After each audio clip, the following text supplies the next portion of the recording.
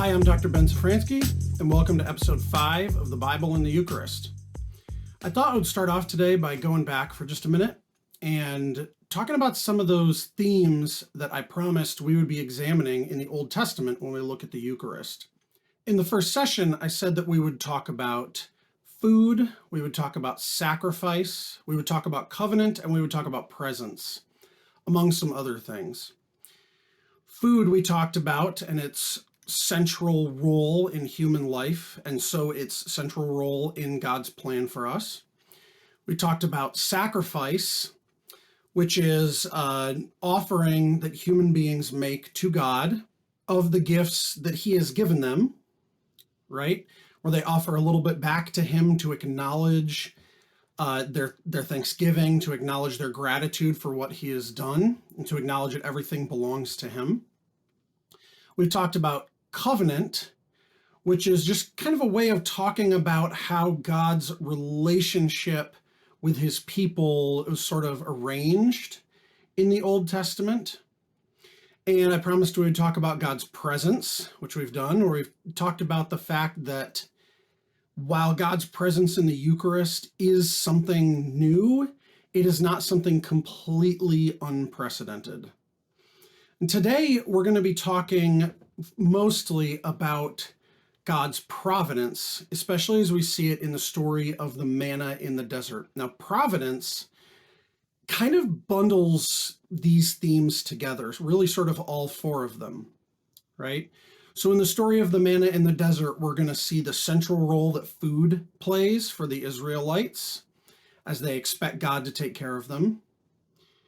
We're going to see how they offer sacrifice to God as, again, continually re-ratifying this relationship, which takes the form of a covenant, and how that's being adjusted and sort of redone for new circumstances. And as they grow closer to God, as they search for God through the wilderness, His presence is going to become more and more real to them. So in the last session, I talked specifically about the Passover, right? And the thing about the Passover was that it began this period for the Israelites of wandering in the desert. Now, it didn't have to be this way. They celebrated the Passover in Egypt. The idea was that they were going to be sent out of Egypt, freed from slavery, and walk towards the promised land, right? The land that God had promised to Abram all those generations before, the land that He wants them to have, this blessed and bountiful land, right, that they can live in on earth. Well, if you've ever looked at a map of the Middle East, draw a line between Egypt and Israel, and it should not take you 40 years to go from one place to the next, right? That, however, is how long the Israelites are going to end up wandering in the desert, basically as a punishment for their lack of faith. Now, when you're wandering in the desert, especially when you had left your old home in a hurry, what is one of your major concerns going to be? One of your major problems? Well, of course, that problem is going to be food.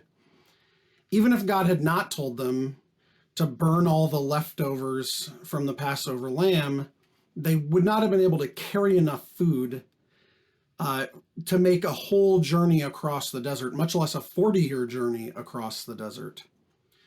So almost as soon as they are wandering, food becomes a problem, and it becomes an issue in their relationship with God, and especially their faith in God.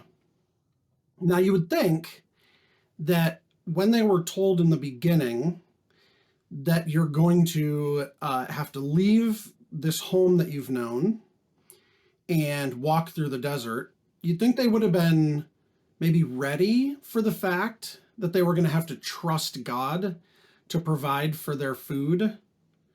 But that's not really how it goes.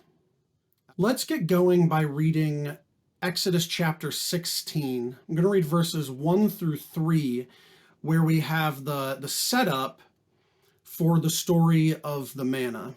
It reads, quote, "They set out from Elim And all the congregation of the people of Israel came to the wilderness of Sin, which is between Elim and Sinai, on the 15th day of the second month after they had departed from the land of Egypt. And the whole congregation of the people of Israel murmured against Moses and Aaron in the wilderness, and said to them, Would that we had died by the hand of the Lord in the land of Egypt, when we sat by the flesh pots and ate bread to the full. For you have brought us out into this wilderness to kill this whole assembly with hunger. Unquote. There's so much going on here that we can learn about the relationship between the people of Israel and God. To start with, in these stories, but especially in the stories of the wandering in the wilderness, we're keyed into what's going on by that word murmured. Okay, whenever you're reading one of these stories and you come across the English word murmur or murmured or murmuring, it's a negative indicator. Now, as I've said before, we're reading in translation, but this word that comes into English as murmuring goes back to a consistent Hebrew word in the Old Testament texts that refers to basically what you would expect, a kind of distrustful, but maybe quiet kind of grumbling, right? Grumbling is probably another good English word for this, that shows that they don't really believe, they are lacking faith, they're lacking trust in what God is going to do for them. I think we're also clued in here to the Israelites' problems by the fact that they read their life in Egypt, kind of their backwards life, through rose-colored glasses. They don't mention the fact that they were slaves. They don't mention the fact that they were mistreated or that their infants were killed or any of that. The only thing they mention is that they sat around their flesh pots and ate a lot of bread. And then sort of lastly, one thing that sticks out about this passage is that the Israelites seem to have forgotten who it was who actually made the promise to them that they would get through the wilderness and get to the promised land.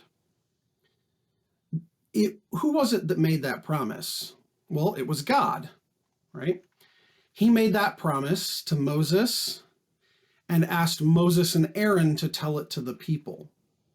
But now that they're out in the wilderness and they're facing some hardship, they seem to be placing all of the blame for this on Moses and Aaron. Now, for me, this entire passage basically is a perfect telling of what happens when I lack faith in God's promises. Does this strike a chord with you at all? Right? When I forget what God has promised, which I do more often than I would like to admit, I tend to murmur, right? I tend to grumble about the circumstances that I'm in and not give praise and thanks in all things, as St. Paul says that we're supposed to do. I definitely tend to put on rose-colored glasses to think about not just the way something was in the past, but the way I think it should be. Or let's say if I want something that someone else has, I tend to put on rose-colored glasses to look at how that situation is and how much happier I would be if God would just give me what I wanted, right? And I also definitely tend to forget who has made the promises. So to me, this is a great passage for just thinking about the spiritual life and how we are called to follow God and listen to his promises.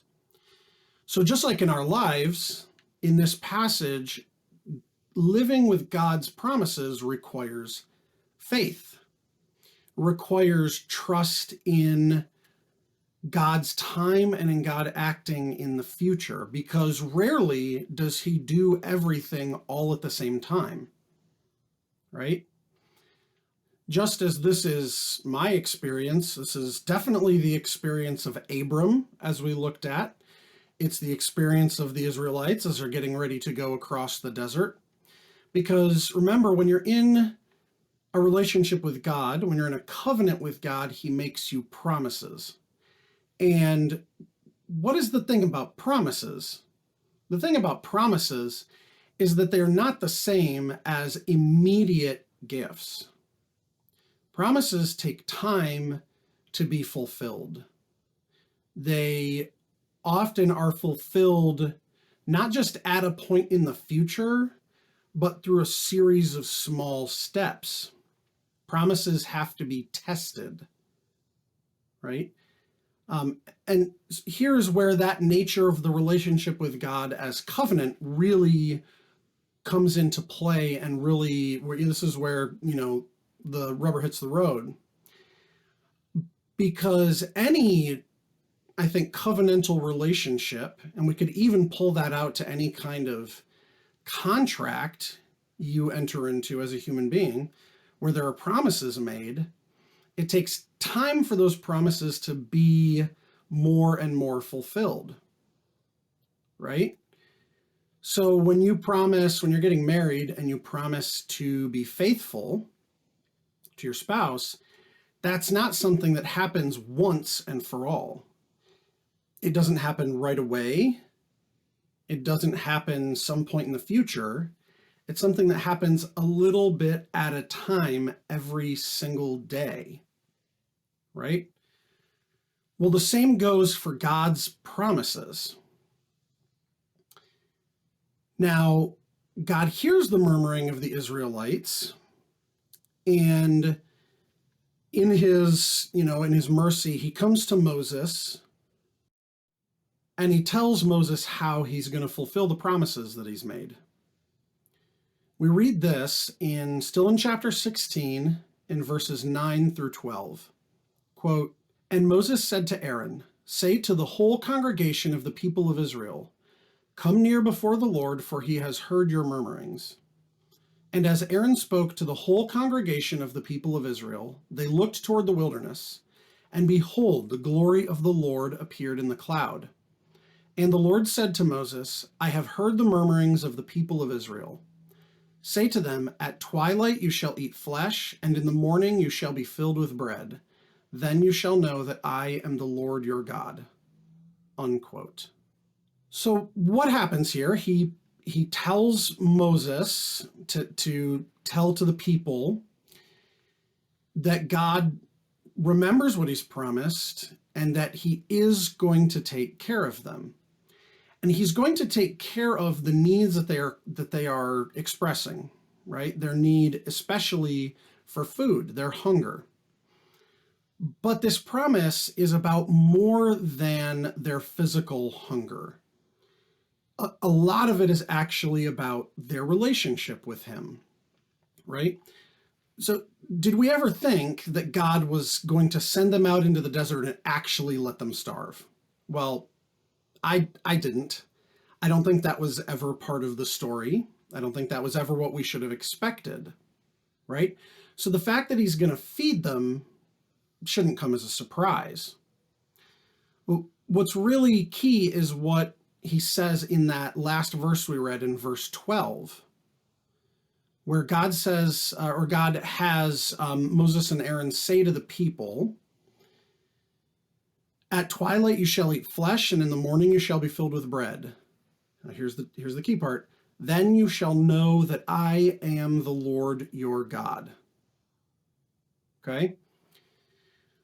So this promise of food is not just about fulfilling their physical needs, although it is. It's about reminding them who he is and reminding them of whom they are in a relationship with. Okay? Now notice too that this promise is not an immediate gift. So stop and think about that for a second. The Israelites complained about being hungry. Now, if God wanted to, he could have immediately, miraculously filled their backpacks or their pots or their stomachs with food, right? He could have instantly flown in a whole flock of quail and rained bread from heaven, and they would have been filled. But he's teaching them something a little bit more important, even in this providence. When he says, at twilight you shall eat flesh, and in the morning you shall be filled with bread, he's telling them, I will feed you, I will take care of you, but I need you not to worry about right now and to trust that I'm going to take care of you in the future. Right?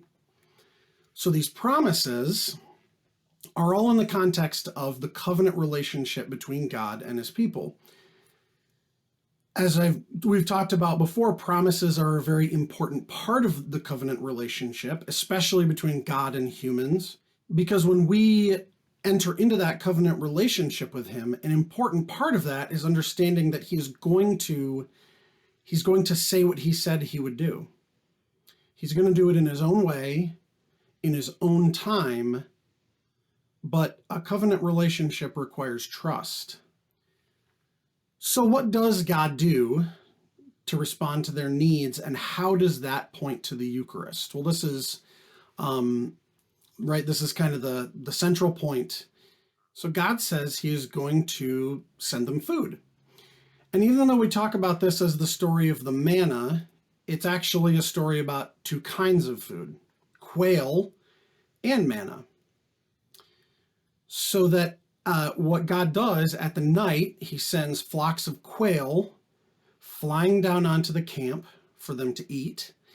And in the morning, when they wake up, they find this food on the ground once the dew evaporates that is described in a couple of different ways in Exodus. And in some places, it's described as being essentially like a kind of bread or cake. And in other places, it sounds kind of a lot thinner than that. It's described as being as thin as hoarfrost. So maybe more like kind of flakes, one kind of like giant cornflake or something over the desert. So he sends them this food, this quail and this manna. What is it like, and what are they supposed to do with it? It is, again, the taste of it is described in a couple of different ways, but the people do get bored of it. They get kind of bored of the food. They start to complain about the fact that all they have to eat is quail and manna. So it seems that it is not extremely tasty, or at least gets kind of monotonous over time, right? So maybe not the most delicious food in the world, but it provides for their daily needs. And I do mean daily, because God tells them about the manna that they are to gather each day just enough for each person to eat in that one day.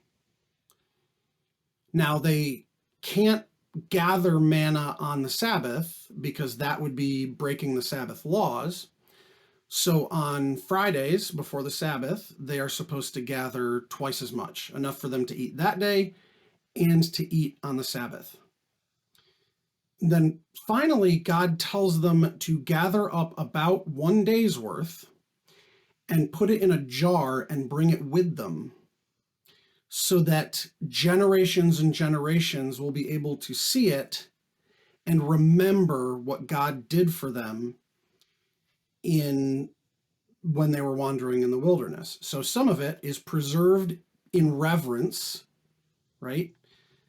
And in order to demonstrate or prove God's deeds to future generations. Now, as far as I'm concerned, I guess this has Eucharist written all over it. Okay? I want to start by reading a passage from another place in the Old Testament that maybe gives us a little bit of insight into why God may have told them to only gather enough for 1 day at a time. This is a passage that that the Jews often reflect on in relation to the manna in the desert. Now, this passage is from Proverbs 30, when the writer is basically asking God to give him wisdom and to make him a good person. And we read this: "Two things I ask of thee, deny them not to me before I die. Remove far from me falsehood and lying. Give me neither poverty nor riches. Feed me with the food that is needful for me, lest I be full and deny thee, and say, who is the Lord? Or lest I be poor and steal and profane the name of my God." Unquote. So listen to what the author of Proverbs is asking God for in the middle of that passage. He says to God, "Give me neither poverty nor riches, lest I fall into the trap that either of those carries with it. If I have too much, I might think of myself as self-sufficient. I might forget God and say, who is the Lord? I don't have to trust in him," right? Or if I'm poor, if I really don't have enough, then I may commit a different kind of sin, a different kind of crime, and I might steal, right? And not show people the honor of the name of God, or not show people the glory of God, but profane his name instead. So by requiring the people to gather only the manna they need for that day, maybe what God is doing is teaching them that you need to trust, and when you trust each day, God will give you enough, right? He doesn't want them to be either desperate or presumptuous. He wants them to kind of walk in trust with him. Now, I can't say that I've prayed exactly like that passage from Proverbs. I would say that I usually ask God to give me more, probably more than I need to trust in him. But my experiences of the Eucharist, I think especially my kind of mountaintop experiences of the Eucharist, tend to be just like this, tend to be just like the story of the manna in the desert, kind of combined with this passage from Proverbs, where when I need spiritual sustenance, which is all the time, God tends to give me that consolation, just enough to get me through until the next time, right? Isn't that often the nature of our experience in the spiritual life? It's mine for sure, that God wants us to depend on him and call on him every day. He doesn't want us to forget about him, but also doesn't want us to despair of his presence. And for me, my life in the Eucharist works really in that same way. The Eucharist also, like the manna in the desert, comes from heaven, as we'll hear later in the Gospels. And Jesus talks about being the bread come down from heaven. Although secretly, I've always kind of wished that he said, "I am the quail come down from heaven." That would have been kind of cool. But regardless, it's also not, in the way that the manna is superficially kind of monotonous and maybe not super tasty, but provides for their daily needs. Often that's what the Eucharist is like for me as well. It doesn't taste great, and even spiritually, it's not always like a sumptuous, emotional, sensuous banquet of great joy, right? Often it's just the little poke, the little prod, the little bit of strength that I need to get by until the next time. So what does this whole story teach us about God's providence? Well, I think first of all, it teaches us that God hears us right away when we murmur, right? That's what we heard in the passage above, that as soon as the people murmured to Moses and Aaron, God came to Moses and said, I have heard the people murmuring. Now, in response to that murmuring, of course, God discerns what their real need is. He doesn't just come to them like a bunch of bratty kids and give them exactly what they asked for exactly when they asked for it, because he's a better father than that. He knows what it is they need and when it is that they need it.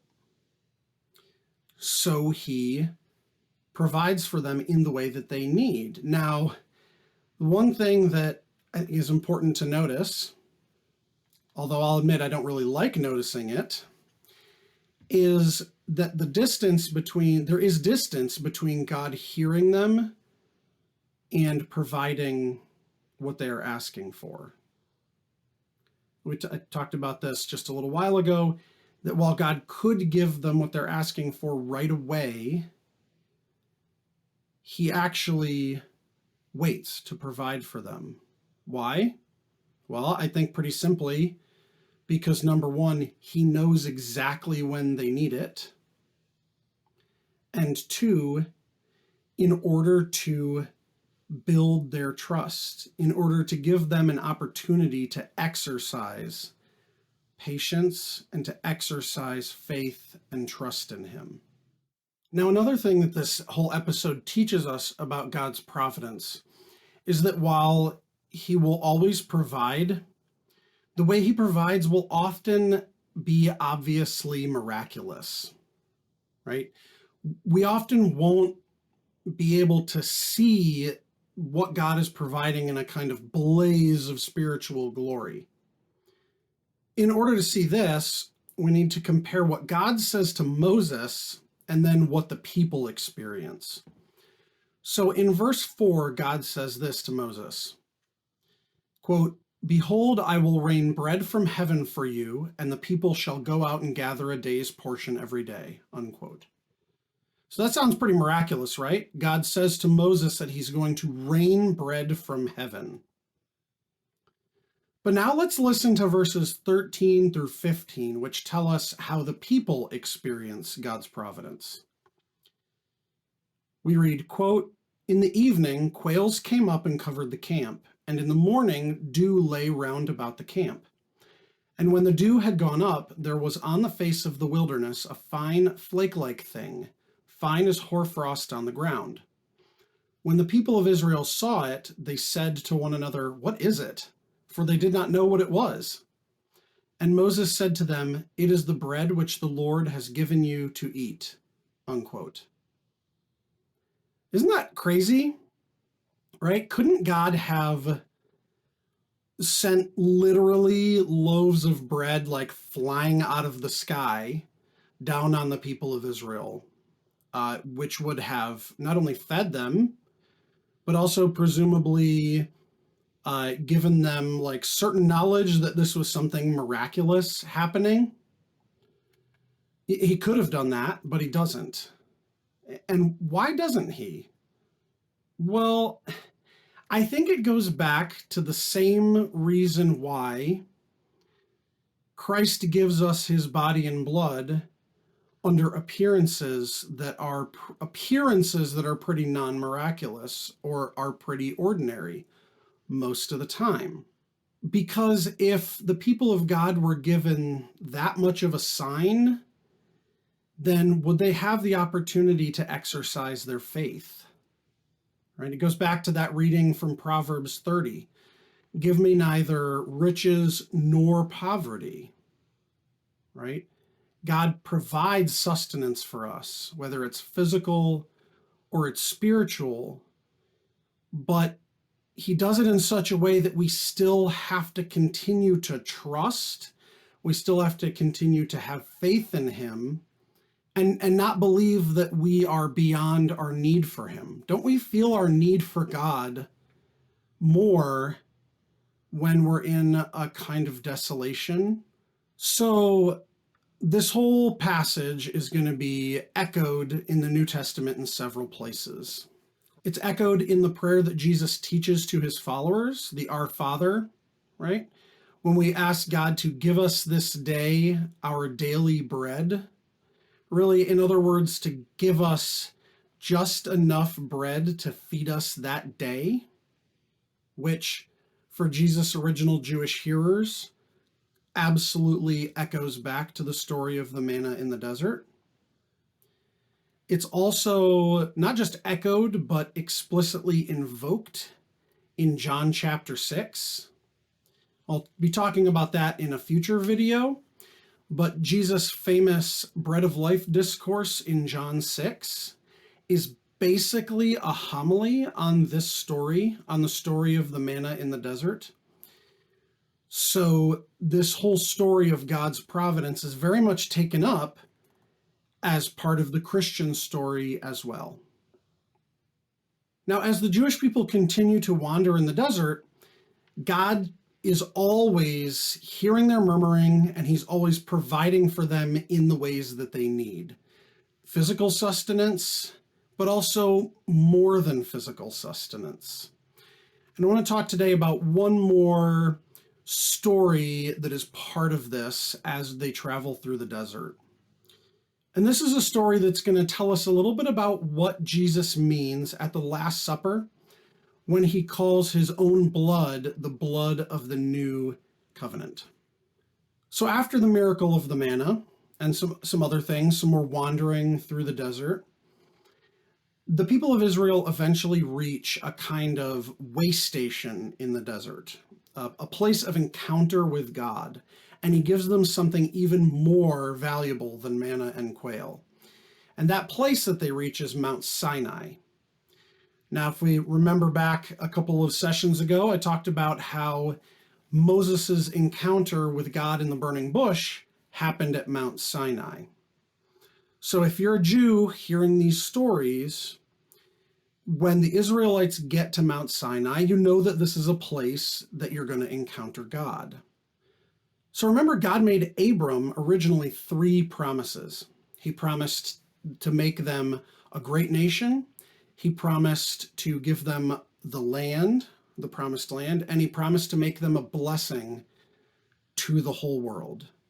Now, moving them across the desert, keeping them alive by his providence, is part of fulfilling especially that promise to give them the land, because that's where they're going. But he also works towards fulfilling that 3rd promise, the promise to make them a blessing to the whole world. And he does that especially by giving them the commandments. That's right. The Jewish people think of the commandments as a great gift from God, a great blessing, and as a blessing they're going to take out to the world. Why? Well, because the commandments, far from being restrictive rules, the way our modern world thinks of commandments, are actually liberating instructions for how the people can be in good relationship with God and each other, and therefore be happiest, right? That's right. The people of Israel think of the commandments given in the book of Exodus as the way to be happiest in this world. Now, we need to see this gift of the commandments in terms of just the ongoing, never-ending reshaping of the covenant between himself and Israel. Okay? So the commandments are kind of a new set of requirements for belonging to this relationship. Now, they're not new in the sense that God is just making them up in, the 21st chapter of Exodus. That's not what I mean by new.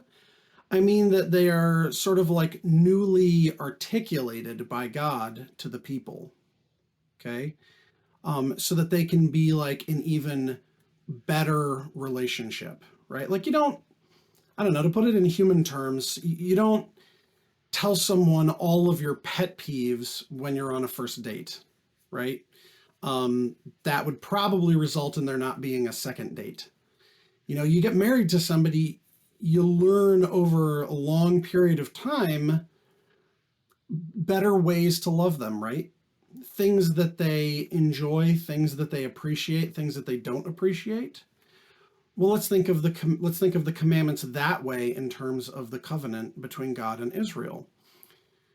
Now, since this is a really important moment in the shaping of the covenant, then we're going to have another covenant ratification ritual that includes sacrifice. Now, this happens in chapter 24 of Exodus. When Moses receives the commandments, he comes down off the mountain and he builds an altar at the foot of the mountain for the offering of sacrifice. We read this in verses 5 through 8. Quote, "And he sent young men of the people of Israel, who offered burnt offerings and sacrificed peace offerings of oxen to the Lord. And Moses took half of the blood and put it in basins, and half of the blood he threw against the altar. Then he took the book of the covenant and read it in the hearing of the people. And they said, 'All that the Lord has spoken we will do, and we will be obedient.'